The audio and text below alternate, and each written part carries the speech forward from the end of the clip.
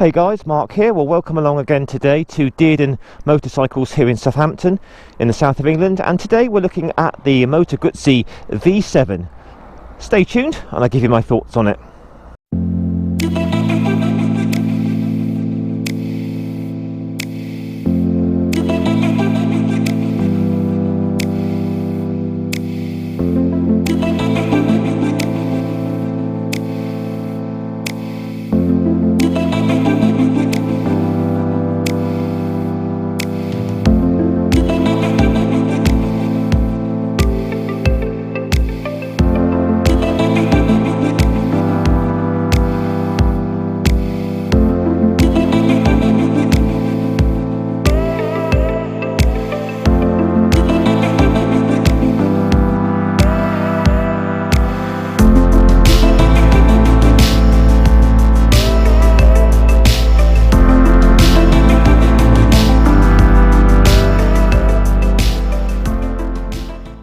Well, welcome along today guys to a review on a Moto Guzzi V7. So let's have a look around this lovely bike and just go through the specifications in the usual fashion. And just first off, many thanks to Dearden Motorcycles here in the south of England for lending me this bike today. A link to their website in the description. So this is called the V7 Stone. There's also a special model and a Centenario edition as well. We'll go through the pricing on that later. So these are coming in at £8,000, which I think is really quite good value for a bike of this sort of calibre. They've got the updated Euro 5 853cc 90-degree V-twin. It's Euro 5, and it can also be made A2 as well. It's air-cooled. And this is developing 65 horsepower at a very, very low 6,800 RPM. And even better still, it's all about the torque with this engine. 73 Newton meters at 5,000 RPM, and 80% of that torque's produced at about 3,000 RPM. So if you want a very relaxing, lazy engine, look no further than this one. Got a 6-speed gearbox on these.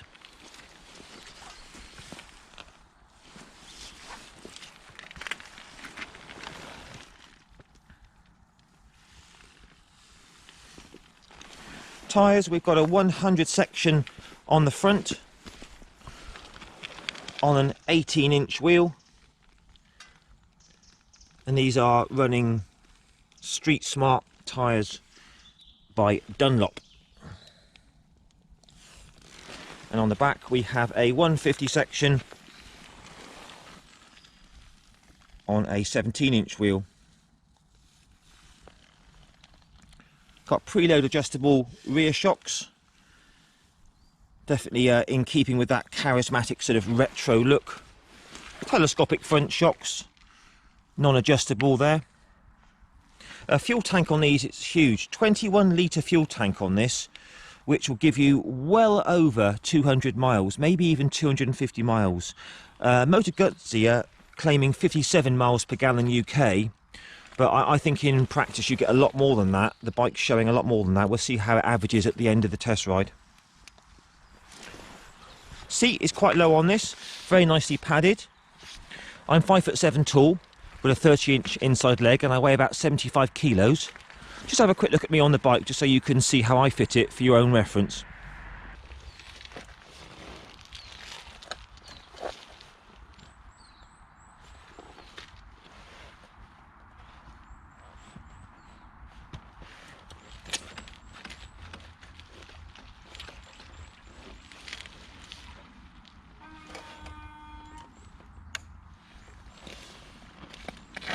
So quite unique for this class. So we have shaft drive, which is a very nice touch, nice and maintenance free, and it's a very sort of nice integral sort of design. You can hardly even tell it's there, it just looks like the swing arm, which is a nice touch. And brakes on these, we've got a single disc on the front, courtesy of Brembo, with braided steel lines. That's a nice touch. Weight on these are coming in at 223 kilos wet, but a lot of that weight is quite low down with this engine, so it doesn't feel that heavy.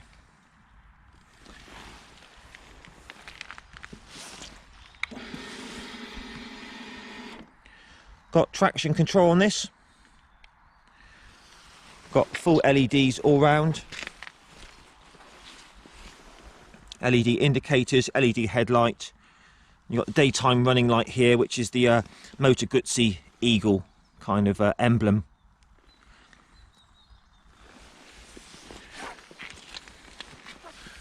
Got 6,000 mile service intervals on these. Around about 110 miles an hour top speed. So the other additions of this, you can get the Centenario, which comes in at £8,200, and you get the lovely special edition, which comes with the wire wheels, spoked wheels, and that comes in at £8,600.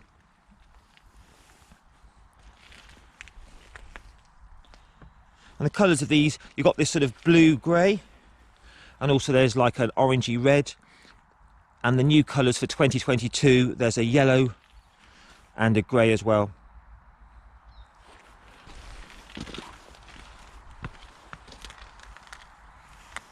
Alright guys, let's do the test ride. Okay, Moto Guzzi V7 test ride. Let's do this. So very easy to swing a leg over because it's quite a low seat height. Big chunky side stand, that's did good. So look at me on the cutscene that I've put in for you. I'm not that tall, 5'7", and I'm very much flat-footed with my knees slightly bent, so this would be an excellent bike if you're not that tall. If you are taller, there's plenty of leg room here, so I think it still fits you if you were sort of 6 foot. So we'll just run through the switch gear and all the controls. We've got a cable clutch, which is non-adjustable for span. Got your flasher, high and low beam, side lights, indicators and a horn. Over this side we have a non-adjustable for span Brembo master cylinder, and engine run and kill, mode button, which just basically just changes the dash there, and your start button. Quite nice and simple. So very nice little LCD dash there. Got your rev counter along the top, gear indicator, speedo, fuel gauge in the middle there, engine temperature, average fuel, which is currently showing a whopping 75 miles per gallon, and all your warning lights. So let's start her up. Cool. So just like the V85, it literally throws itself to the right when you start it up. Obviously you've got two big pistons going down there, gives you that sort of sideways motion. Absolutely amazing. And when you rev it, it goes that way. Lovely. So let's do this. God, it sounds very, very throbby and throaty. And as soon as you pull away on it, there's an absolute tidal wave of torque from sort of between 2,000 and 3,000 RPM. I mean, it may not be powerful at 65 horsepower, but it's all about the torque. It's got about 75 newton meters, and most of that's at 3,000 RPM. So like I said, if you want a relaxing engine, a nice relaxing bike, take a look at one of these. So we're here in the beautiful New Forest in the south of England. So let's just run through this bike. So these mirrors, these bar end mirrors, they're not standard. Standard mirrors are going to go here. I think these definitely suit the bike. I think I'd have to get these if this was my bike. They're very clear. Nice sort of look to the optics in the glass there. All looks very clear. So top marks for the mirrors, the bar end mirrors. Brakes feel good.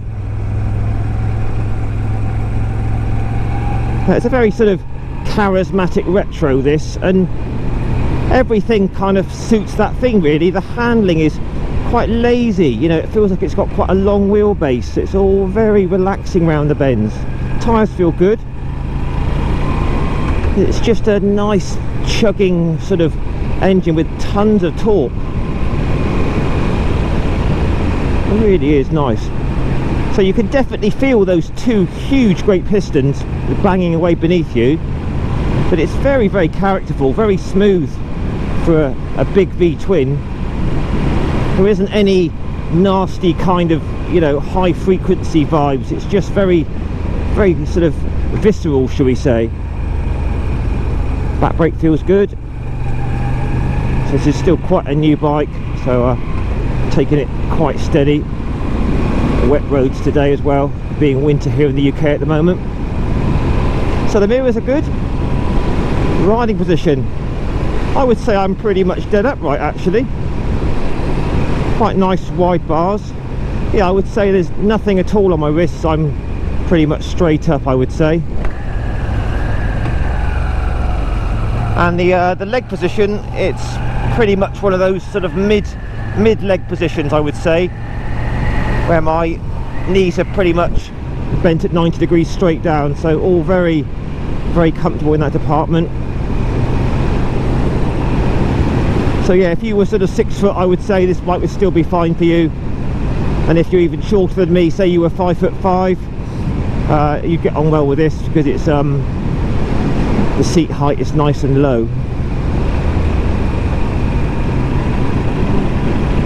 So we're currently in 4th gear, and we're doing just over 3,000 RPM, and there's no sort of hunting or surging. We'll take it through a little village in a minute and try it at 30, but all in all, guys, so far very good on the V7. Right, we're just going to go through a sleepy little village now called Bewley. It's very nice through here. We'll just try the fueling and the throttle out on the V7. Right, so currently in 2nd gear, doing 20 miles an hour, 2,500 revs. Throttle feels good. Just checking for any hunting or surging in the fueling. Obviously this is a big old V-twin chugging along. So far so good. It feels lumpy, you know, that's kind of the character of this bike. That's good. We'll just take it up to 30 now. 3rd gear, just under 3,000 RPM. That all feels good. Throttle response, very mellow. It's not too instant, not going to catch you out. Doesn't feel a big bike, and you can feel that weight's nice and low, so it's quite chuckable. So back into 3rd, all very nice and smooth, just chugging away beneath me with all that V-twin character. So yeah, absolutely fine, guys, through town. Top marks for the V7. Right, so we're shortly going to be coming onto a motorway. We can just try out the V7's higher speed cruising ability. But so far this is great. I love these retro bikes, they really are cool. Been on this about an hour now. The seat's very well padded, very supportive, no issues at all with the seat. Could easily do some touring on this, I think. Suspension feels pretty good. We'll try it on some twisty roads later on, but so far so good with the suspension. So 3rd gear now, 3,000 revs. It really is a low revving engine, so it's superb. It's got stacks of character.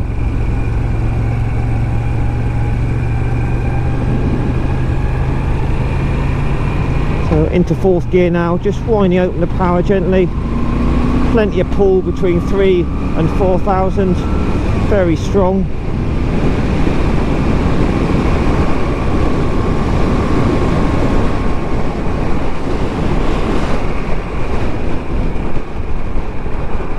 So 5th gear, just opening it up a bit, nice and strong. Got a lovely V-twin throb. So okay, we're up at an indicated 70 now. We're just over 4,000 RPM. You can just feel that lovely engine just throbbing away. There's a tiny bit of vibes coming through the foot pegs, but in a nice way. Nothing at all through the seat, and a little tiny buzz through the bars, but again, you know, all in keeping with the character of the bike. Definitely not a nasty buzzy vibe, just a nice characterful throb. So top gear, just open throttle, and there you go, it pulls very strongly in top gear as well. We're currently showing a mind-blowing 78 to a gallon. So if any owners would like to post a comment down below and confirm that, that would be great. Now obviously it's a naked bike. Wind blast is very, very constant, very smooth. I'm just leaning against it slightly. Not a problem whatsoever at this sort of speed. Nice if it had cruise control, but that would put the price up, and you don't tend to get cruise control on these sort of retro bikes. But all in all, very relaxing just cruising along here now. Let's just slow it down to 60. 3,500 revs. How low do you want it to rev? It's just amazing. And again, that's holding top gear now without any snatchiness in the drivetrain, in the shaft drive. Winding it open, there's your 70 and beyond. So very, very nice engine for lazy cruising, guys. Highly recommended.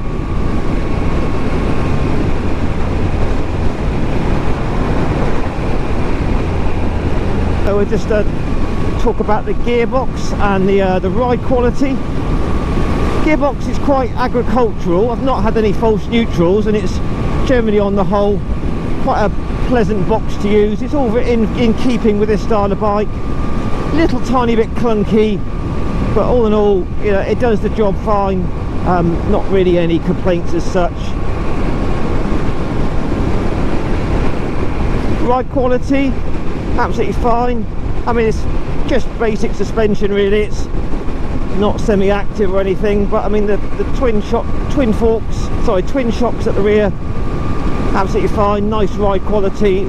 It's not harsh. I've not had any nasty jolts up my back, and the front forks are very compliant over all these bumps at the moment. So suspension and ride quality, absolutely fine. Just try a bit of a brake test now. Single Brembo, very strong. That's nice. And the back works good as well. It's got a good bit of bite to it.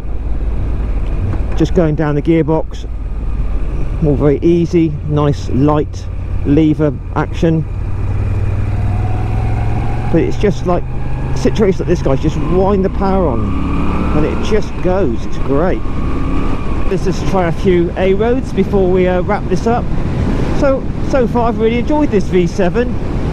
If you want a bike with lots of character, old school charm, it's got a terrific torquey engine. Seems to show lots of it's very economical, loads of roll-on performance. It's got very, what I call, lazy handling. It's not pin sharp, but that's not what you'd expect from a bike like this.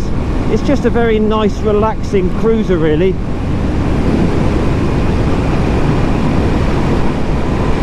But so far very nice that it's got a shaft drive. I like that on a retro. Most of them are chain these days. This is actually quite bumpy down here, so it's given the suspension a good old workout. It's all pretty good. Brakes feel strong, good Brembos at the front. Yeah, you can really hustle it around the bends. Third gear, just winding it out of here. There we go. 3, 4, 5. Loads of grunt, lovely. Yeah, brilliant.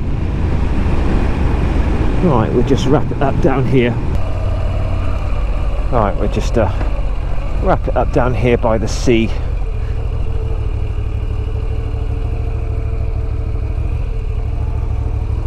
Okay, this will do nicely.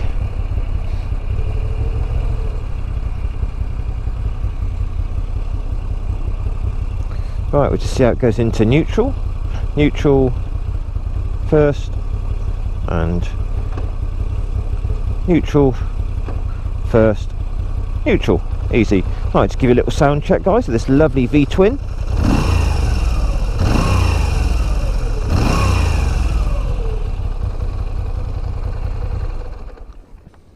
there we are. So a good decent size stand, feels very strong. Okay, let's have a final walk round the V7, shall we?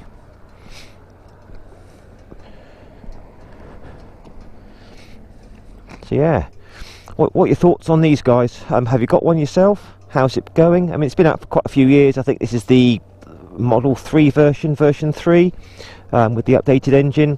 But no, I'm very impressed with that. If you're after a retro style bike, sort of 80s, 70s style, take a look at one of these. I think they're well priced at 8,000. So pretty decent suspension, wonderful engine, absolutely love that. Very comfortable seat. Been on this for about 2 hours now, no problems there at all.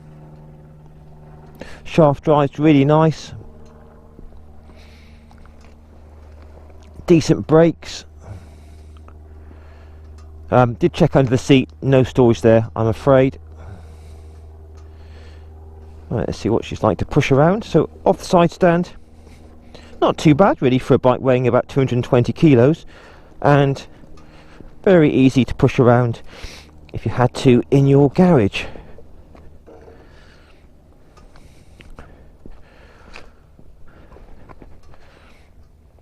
I'll just show you those lights running.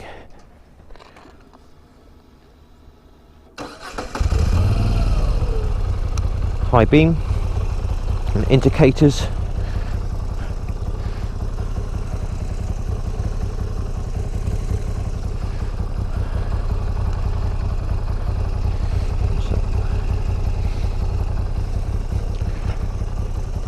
Low beam. There you go, guys. Well, I hope you enjoyed that Moto Guzzi V7 review. I certainly enjoyed riding that. And give me a like, share and subscribe to my channel. Catch you again in a week or so. Alright guys, ride safe and all the best, and bye for now.